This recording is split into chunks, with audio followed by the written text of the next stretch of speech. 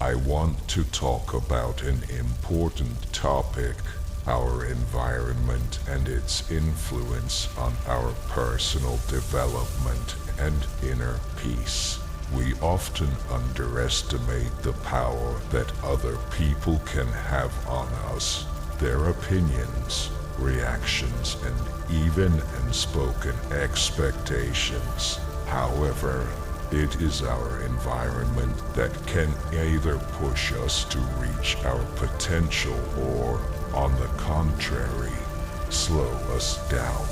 The principles of Stoicism help us to better understand these influences and learn how to maintain inner freedom regardless of external factors. In Stoicism, there is the concept of amor fati, love of one as destiny. It implies acceptance of everything that comes into our lives, without excessive attachment to what is not under our control.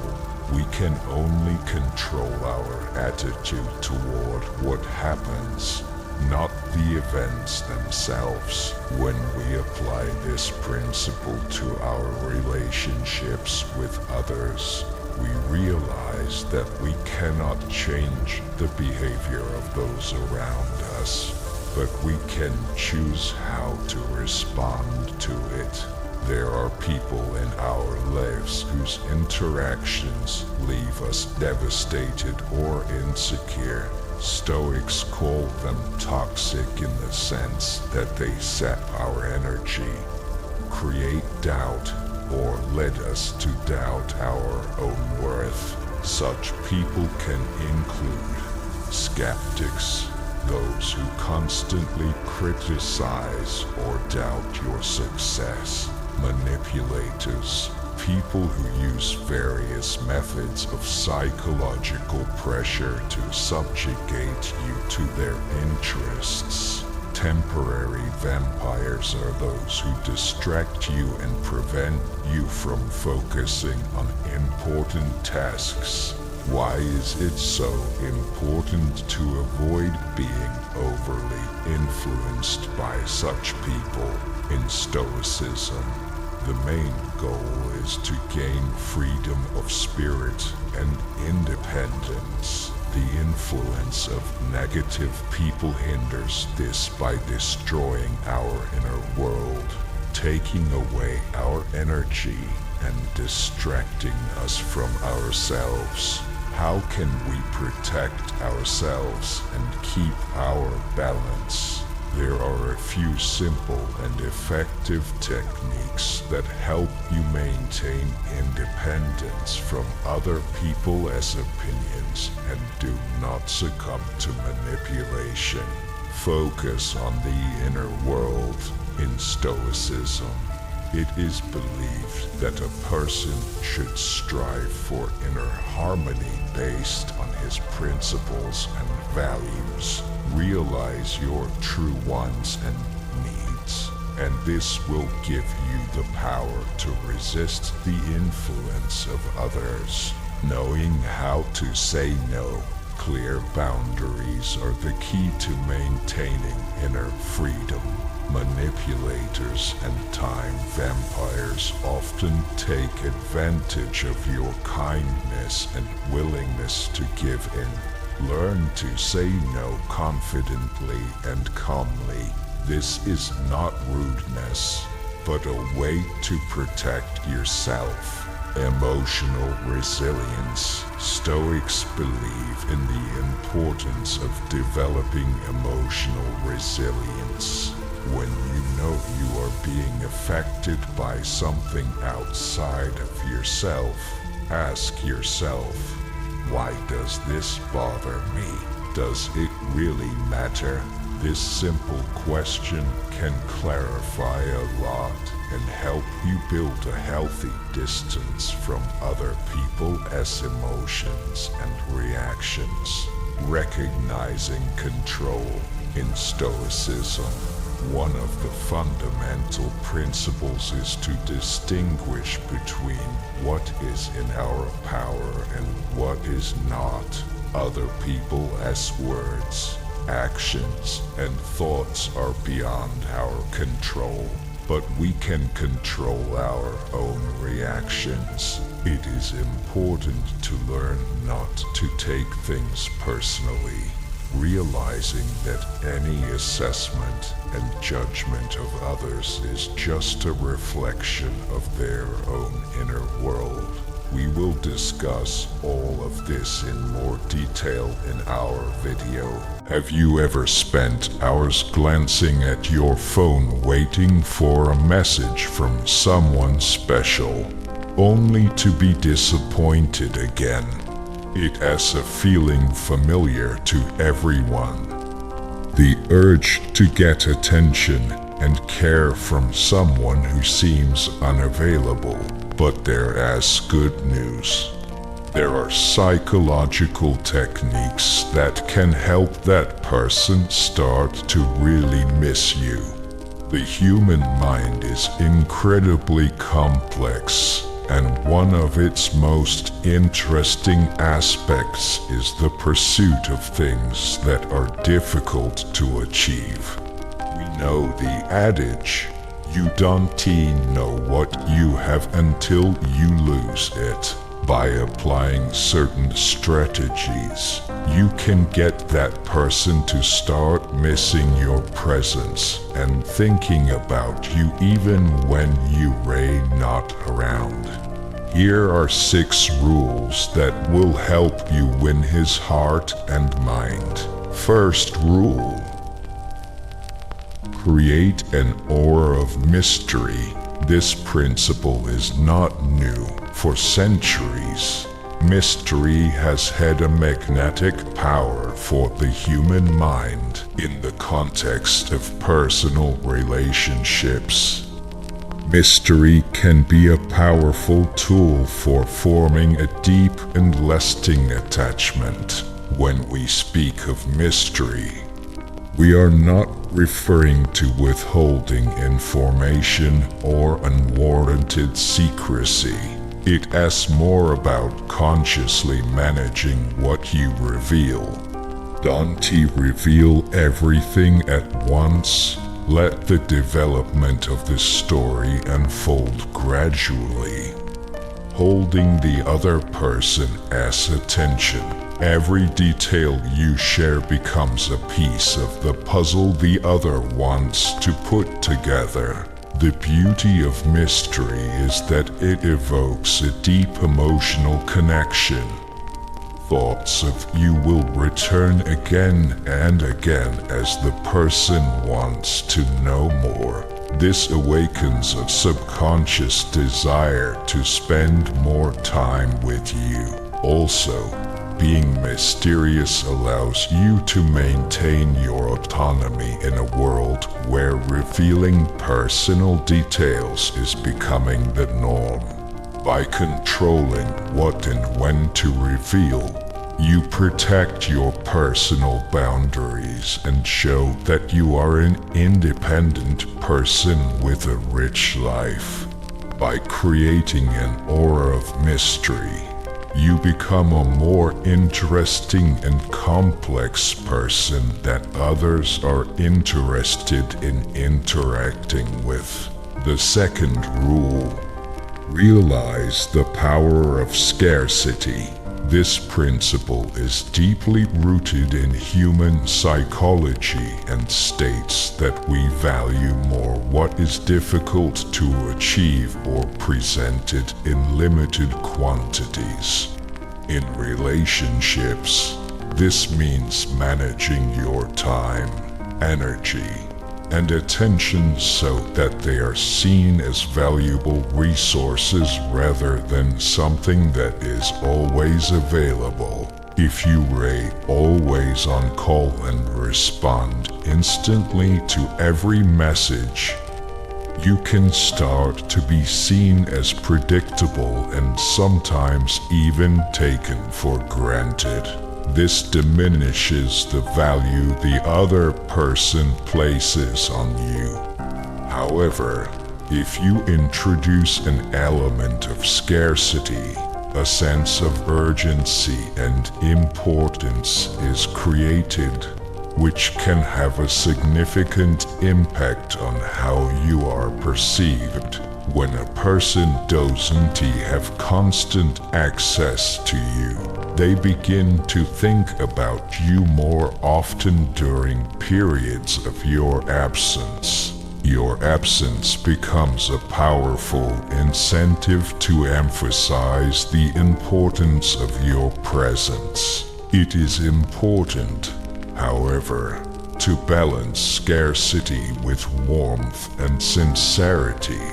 This is not manipulation, but a healthy rhythm in the relationship. The third rule: be sincere. This concept, while seemingly simple, has a significant impact on our interactions with others. Authenticity is attractive because it is rare. When someone dares to be themselves, they become interesting and fresh. Being authentic takes courage. It means being vulnerable and accepting that not everyone will appreciate you for who you are. But when you dare to be yourself, it draws people in. Sincerity makes you stand out from the crowd. People remember those who boldly show their personality. Have you ever caught yourself checking your phone over and over again, waiting for a message from someone important and feeling disappointed every time? It is familiar to many. Waiting for attention from someone who seems distant, but there is good news. There are psychological techniques that can help the person start missing you. The human brain is incredibly complex, and one of its characteristics is the desire for things that are hard to get. It is a classic rule of thumb. You start to appreciate when you lose if you use certain techniques. You can get a person to start missing you, even from a distance. Here are a few strategies that will help to get attention and evoke feelings. The first strategy is to create an aura of mystery. This is nothing new. Since ancient times, everything unknown has attracted people. In personal relationships, mystery can be a powerful tool for forming attachment. It does not imply secrecy, but rather how to gradually reveal yourself. Being mysterious makes the other person think about you and want to know more. It preserves your independence and makes you an interesting person whose traits are yet to be discovered. However, it is important not to go overboard. You need to strike a balance between being mysterious and being sincere. Being mysterious doesn't mean being deceitful. It is the art of openness, but with gradual self-disclosure, like an artist who adds touches to his work. The second strategy is managing scarcity. People appreciate what is available in limited quantities. You can apply this rule to relationships by allocating your time and attention wisely so that they are valued. If you are always on call, you run the risk of becoming someone who is taken for granted. However, if you become less frequently available, your presence will be more meaningful. The person will begin to think about you more often, longing to recapture those moments when you communicated. This method helps create a sense of expectation and desire, but it is important not to play games. Your sparseness should be natural, not artificial. Independence and personal boundaries will add even more value to you in the other's eyes. The third strategy is to be genuine. Being yourself with all your peculiarities and flaws is what attracts others. In a world where many strive to conform to standards, staying true to yourself is a true way to stand out. By accepting yourself for who you are, you become unforgettable. People don't remember those who go with the flow, but those who boldly express themselves and bring something unique to the lives of those around them. It is important to realize that authenticity does not mean being inflexible or imposing your views on others. Rather, it is about staying true to one's beliefs while respecting the differences in others. Authenticity does not create barriers, but rather fosters sincere relationships based on mutual respect. By remaining genuine, you create an atmosphere where those around you can also be themselves, forming a space for authentic relationships. Being authentic also fills you with strength and energy. By following your interests and not caring about the opinions of others, you exude an appealing aura. People are drawn to this kind of energy because it comes from a deep sense of purpose. This passion-driven authenticity makes others miss you, wanting to feel that vibrant and sincere energy again. Ultimately, authenticity is recognizing your intrinsic worth, regardless of the opinions of others. It is living a life based on your beliefs and values, free from external expectations. By achieving this, you not only become a happier and more fulfilled person, but you also attract people who value genuine and deep connections. The fourth rule to help make someone miss you is to know how to end an interaction on an emotional high. This principle is widely used in art, entertainment, and even negotiation. The point is to manage the intensity of the interaction, leaving your partner with a desire for more. When communicating, whether it is a conversation, date, or correspondence, it is important not to drag out the moments so that emotions don't fade. If you stop in time when interest is still high, it creates anticipation for the next meeting. This approach helps to keep the brightness of emotions, and the person will return again and again to the experienced moments, increasing the desire to continue communication.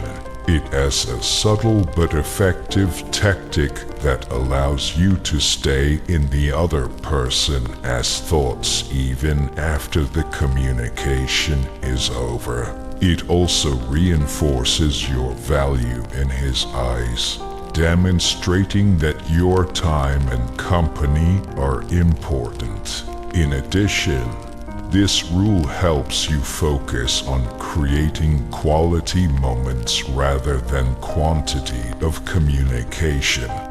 Instead of dragging out the meeting, You create memorable episodes that leave lasting impressions. It is important to remember that it is not about manipulation, but about naturally managing the dynamics of communication, allowing you to end the interaction on a positive note and leave a vivid impression.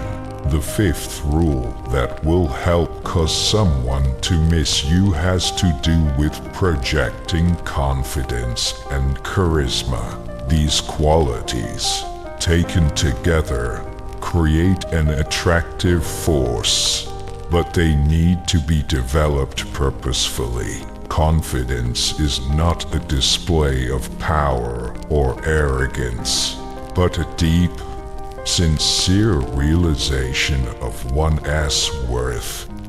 It is the ability to recognize your mistakes, learn from them, and not be afraid to be vulnerable. Such confidence commands respect, demonstrating that you are a whole person, not dependent on the opinions of others. Charisma, in turn, manifests itself in the ability to attract and hold the attention of others. Charismatic people are confident communicators and listeners, making others feel important and understood.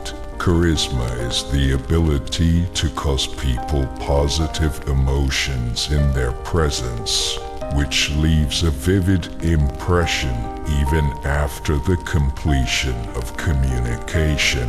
It is natural to seek recognition and value, but if that desire develops into a compulsive need for approval, it can backfire. Constantly waiting for external validation can make you seem insecure, dependent, or even desperate. This diminishes your attractiveness and ultimately devalues your presence. Instead of dwelling on the opinions of others, focus your energy on creating a full and fulfilling life for yourself. Focus on your interests, goals, and hobbies. Develop an identity that doesn't depend on the opinions of others. This approach not only makes you more interesting and attractive, but also sends a clear message. You are an independent person whose life is meaningful, and you don't need constant approval to feel whole. This behavior creates an aura of mystery and intrigue. When you rate not seeking constant attention or validation from another person, they begin to wonder what you do, what inspires you, and why you don't need their approval. This curiosity can be a strong motivator, making him miss you as he ponders what is going on in your life that he doesn't know. Applying these principles requires balance and a sincere commitment to your own development. These are not games or manipulation, but a commitment to becoming the best version of yourself and allowing that inner strength to naturally attract those around you.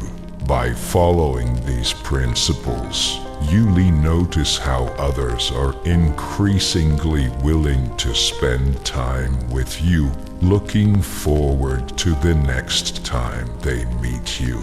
Give it a like, write psychology in the comments. Subscribe. Your destiny is determined by who you allow into your social circle.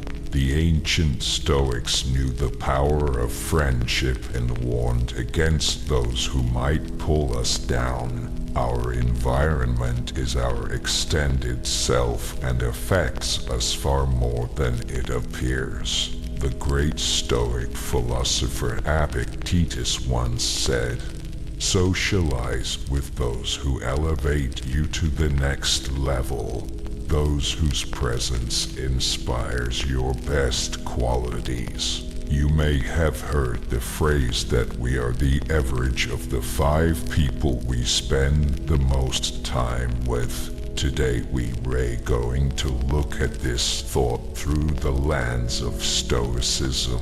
We'll discuss 7 types of people who can hinder your personal growth from the perspective of Stoic philosophy, and why it is important to reconsider your environment if you have such people around you.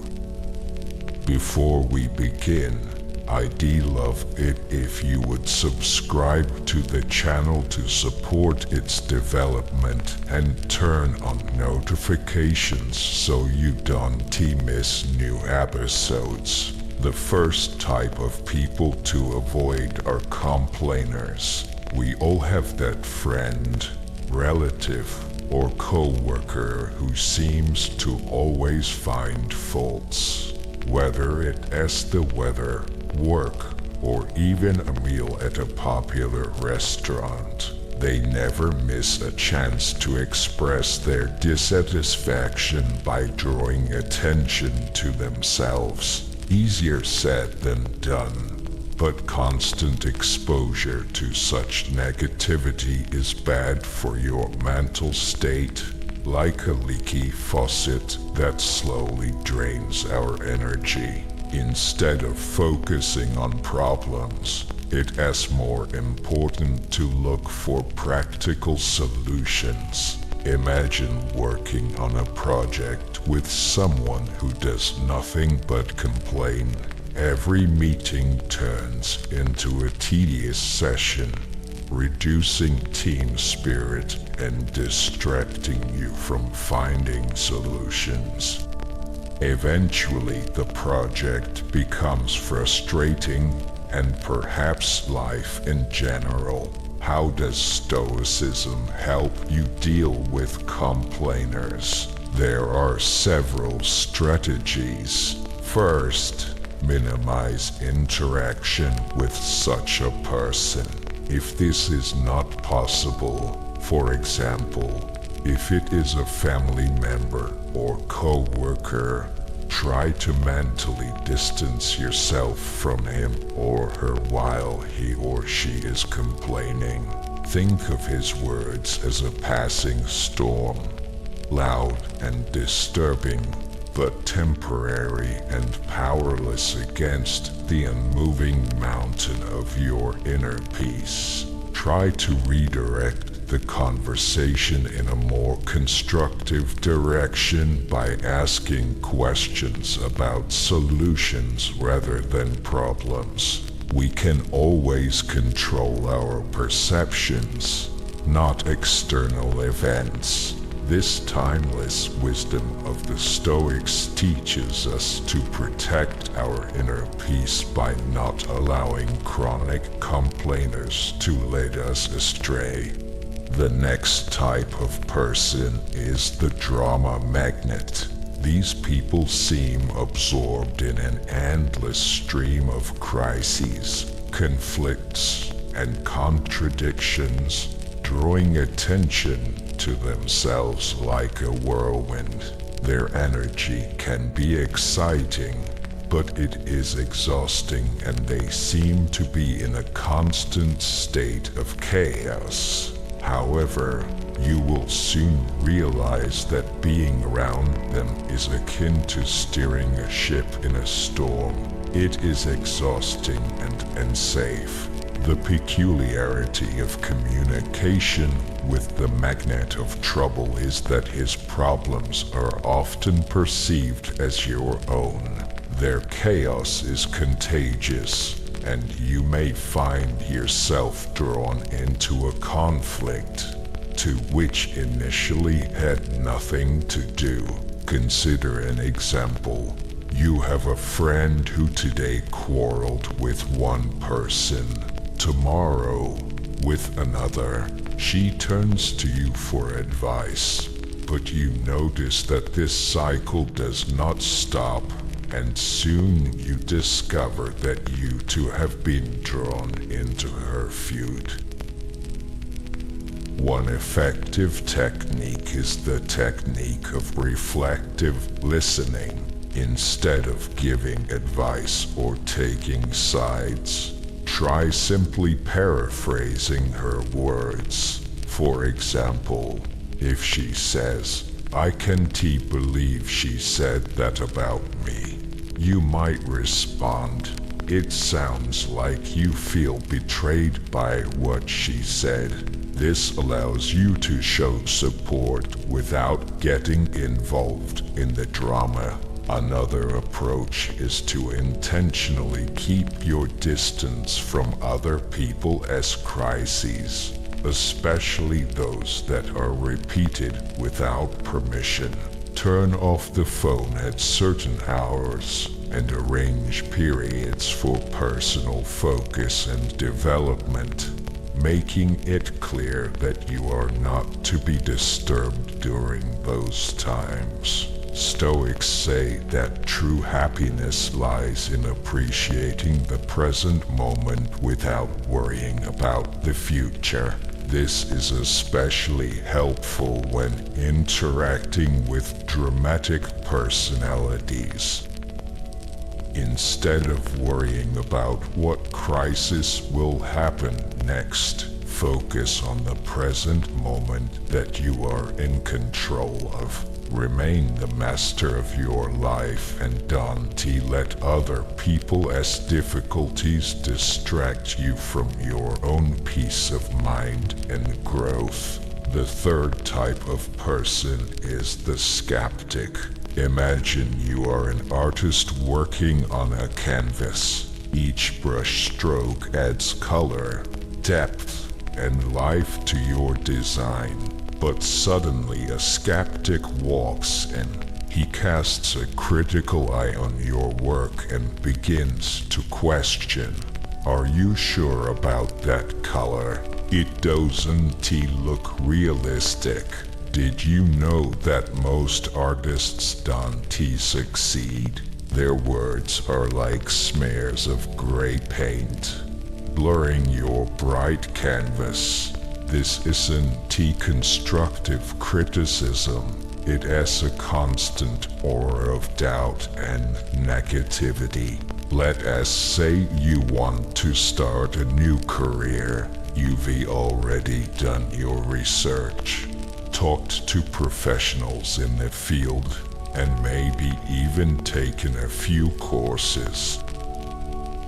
But it is worth sharing this with a detractor as you hear, "You don't have the right skills. What if it doesn't work out?" Over time, their doubts begin to erode your confidence, and even the determination that was there begins to waver. How do you deal with such negativity? It is especially difficult if it is someone close to you. One unusual but effective method of interacting with skeptics is to ask for their advice instead of just telling them about your plans and aspirations. That way they are less likely to criticize your ideas directly and perhaps offer more constructive feedback. Another way is to change the script with a positive confrontation technique. Instead of absorbing their negativity, invite them to think about possible solutions. If they say, "Now you'll never be able to change careers," respond with, "Who do you think could do it successfully?" This approach will not only mitigate the negativity, but also shift the conversation in a more constructive direction. Remember the words of the Stoics. We have 2 ears and 1 mouth to listen twice as much as to speak. Listening is not about absorbing other people as negativity. It is about being able to distinguish valuable thoughts from empty noise. When naysayers begin to dilute your canvas with their bleak colors, take a step back. The 4th type of person to avoid is the eternal victim.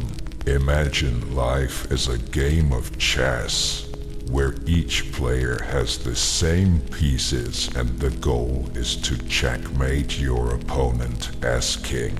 You think strategically, make sacrifices and take risks, while the victim blames the board, the pieces, or the opponent for every bad move they make.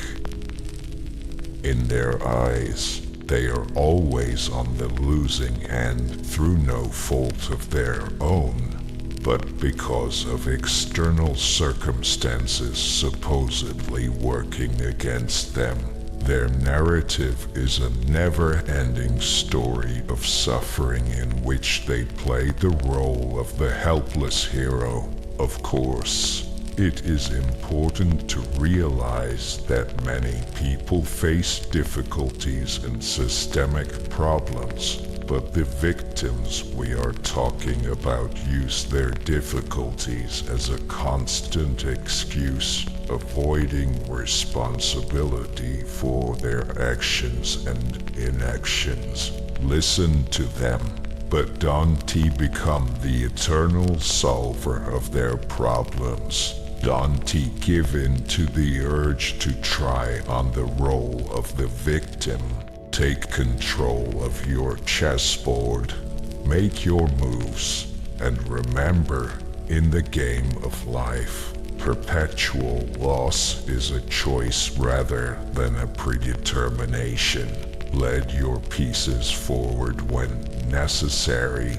Make strategic sacrifices. Play for personal growth and wisdom, not pity or revenge. The 5th type of person to avoid is the toxic positivist. You know, the kind of person who literally radiates sunshine, rainbows, and endless streams of emoji. They are the ones who tell you to just be happy during difficult periods, backing up their words with a light-hearted wave of gleeful optimism. Imagine your life is a garden where there are flowers, but there are also weeds and pests. Toxic positivist. Yet such people insist that you ignore everything that is not a blooming rose. Have you got aphids in your garden? They say, focus on the colors. Keep the negativity out. Think, for example, of a difficult situation like a difficult breakup. You are worried, feeling confused, looking for balance. Seneca spoke of balance in relationship to the world and life, suggesting that we should appreciate the present moment but not feel anxiously attached to it. It is a balance, being aware of obligations and being able to savor the moment. Stoicism is not about focusing only on the positive or only on the negative, but about accepting life with all its difficulties and peace of mind. So when the toxic positivist reappears in your garden, take a step back. Remember, a garden needs both sun and rain to thrive. care for it with an understanding of all its riches and challenges. Imagine your life as a movie script where you are the main character and you have a clear idea of how the story should unfold, where the twists and turns will occur, who will become allies and who will become mentors, and what the ending will be. And then comes the manipulator, a person who discreetly interferes in your script and rewrites it so that one day you find that the plot has deviated from the course. Manipulators are masters of emotional and psychological maneuvers, and they can use flattery, guilt, or even lies to steer you where it benefits them.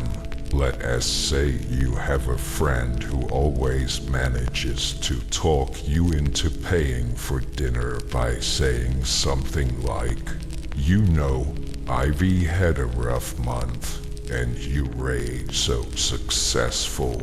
It doesn't cost you anything and it'll make me feel better." At first it seems like a small thing, but over time you notice that your generosity is being abused. However, it is uncomfortable to say something about it, because the manipulator presents it as helping a friend in need.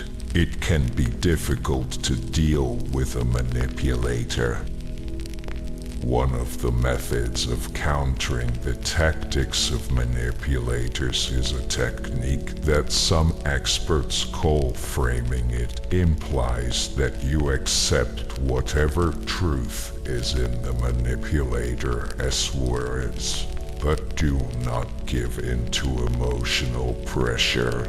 For example, if you are told that you are so successful that you should pay for dinner, you might respond, "You rate right, I am doing really well, but let us split the bill as usual." Another approach is to set clear boundaries. If the manipulator wants you to lend him money or take on responsibilities that you are uncomfortable with, learn to say no with confidence. Say calmly and clearly, "I can't lend money, but I am here to offer emotional support."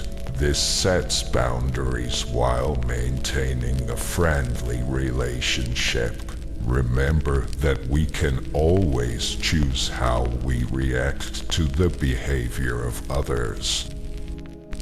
Manipulators benefit from your predictable reactions because they manipulate your kindness, guilt, or desire for approval.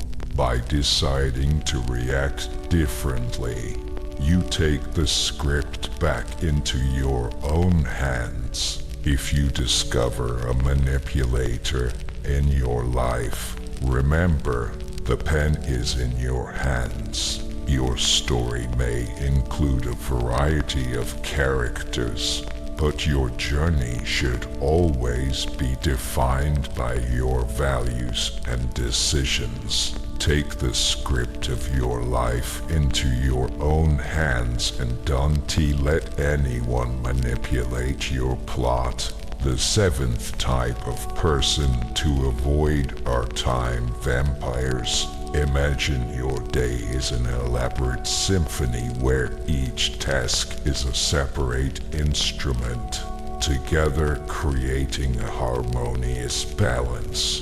But suddenly a time vampire appears and disrupts the rhythm and drowns out the melody of your life. Time vampires are people who constantly demand your time and attention, often without offering anything of value in return. Perhaps you have an acquaintance who calls for long conversations, distracting you from important tasks, or a colleague who constantly interrupts your work with irrelevant questions. They not only take up your time, but also disrupt your concentration, productivity, and peace of mind. To deal with such people, you need to set clear boundaries. Tactfully but firmly inform them of your capabilities and limitations. Tell them when you can call or meet and when you need to focus on your work without interruption.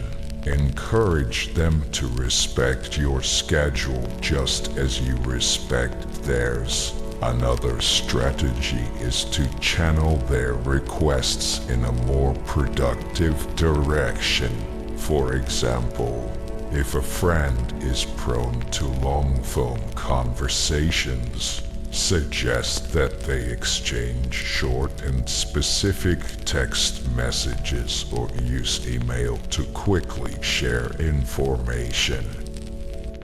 This will help you maintain control of your time and prevent it from being wasted. Stoic philosophy emphasizes understanding what is under our control and what is not. Time vampires often try to take control of your schedule and attention, but you can maintain control by setting boundaries. Remember the words of the Stoics. It is not that we don't have enough time. It is that we waste it. Socializing with people who uplift you and align with Stoic principles is critical to your progress and personal growth. By recognizing and avoiding the complainer, the trouble magnet, the skeptic, the victim, the toxic positivist, the manipulator, and the time vampire, you can protect your peace of mind, focus on what is really important, and walk your Stoic path with fortitude and virtue. Write in the comments which of these 7 types of people you've encountered in your life and how much effort it cost you to interact with them. Your stories will be a valuable experience for our community. Thank you for watching. If this video was helpful, please put a like and subscribe to support our exploration of Stoic philosophy. Your participation and commitment to Stoic principles contributes to a community of people striving for wisdom, courage, and a life worth living.